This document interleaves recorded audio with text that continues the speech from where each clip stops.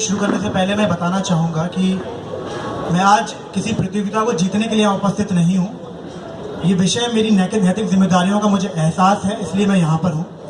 तो मेरा निर्णायक मंडली और ऑर्गेनाइजर से ये अनुरोध है कि मेरी इस परफॉर्मेंस को अंकों और घंटियों के तकाजे में ना तोला जाए, और यदि कोई बात सत्य लगे तो मुझे आशीर्वाद से नवाजा जाए।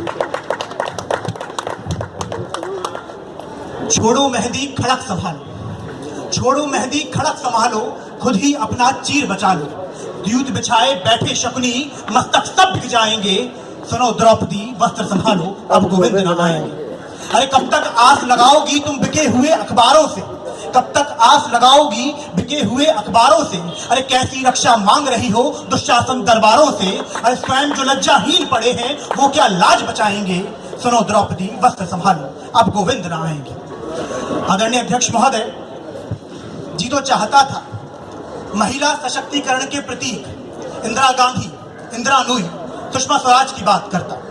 जी तो चाहता था यत्न नरस्तु पूजन्ते रमन्ते तत्र देवता का गुंजन करने वाली धरती की बात करता। जी तो चाहता था गंगा को मैया और गाय को माता कहने वाली इस पावन भूमि की बात करता। परंतु महोदय आज समाज में महिलाओं की तस्वीर कुछ और बयां करती है। इस तस्वीर में रंग भरने वाले, इसको आकार देने वाले हाथ किसके हैं, इस मुद्दे पर चर्चा करने के लिए हम आज यहाँ उपस्थित हैं। मैं पीयूष शर्मा अपनी पूर्ण मानसिक चेतना एवं संवेदनाओं के साथ प्रस्तावित विषय का पुरजोर समर्थन करता हूँ। महोदय जब एक और महिलाएं महिला सशक्तिकरण व लैंगिक समानता की बात करती हैं, वहीं दूसरी ओर एक सास अपनी पुत्र वधू को पुत्र के जन्म होने के लिए मजबूर करती है, पुत्र न होने पर उसे कोसती है और कन्या भ्रूण हत्या जैसा जघन्य अपराध करने पर मजबूर करती है। जहां एक और महिलाएं आज आधुनिक होने का दावा करती हैं, वहीं पति द्वारा घरेलू हिंसा का शिकार होती हैं, प्रेमी द्वारा अपमान का तमाचा खाने के बाद भी चुप रह जाती हैं। जहां एक और महिलाएं कल्पना चावला बनकर के अंतरिक्ष की ऊंचाइयां छूती हैं, वहीं दूसरी ओर महिलाएं पति की पदोन्नति के लिए अब उसके बॉस के साथ सोने के लिए तैयार हो जाती हैं। तब मुझे कहना पड़ता है कि महिलाओं की आज की हालत के लिए महिलाएं खुद जिम्मेदार है। महोदय गीता में लिखा है यदि अत्याचार करना अधर्म है तो अधर्म को सहना उससे भी बड़ा अधर्म है, और भगवान केवल उनकी मदद करते हैं जो कि स्वयं की मदद करना जानते हैं। जो खुद स्वयं की मदद नहीं कर सकते उनकी मदद करने वाला कोई नहीं होता। महोदय महिला सशक्तिकरण के नारे लगाने से कुछ नहीं होगा, लैंगिक समानता आधुनिकता का ढोल पीटने से कुछ नहीं होगा, जब तक महिलाएं अपने विचार को अपने आचार में और अपनी प्रार्थनाओं को अपने प्रहार में बदलेंगी नहीं, तब तक इस तस्वीर को बदला नहीं जा सकता।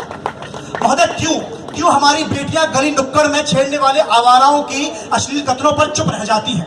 क्यों हमारी बुजुर्ग औरतें पति और बेटे द्वारा घरेलू हिंसा पर कुछ नहीं बोलती?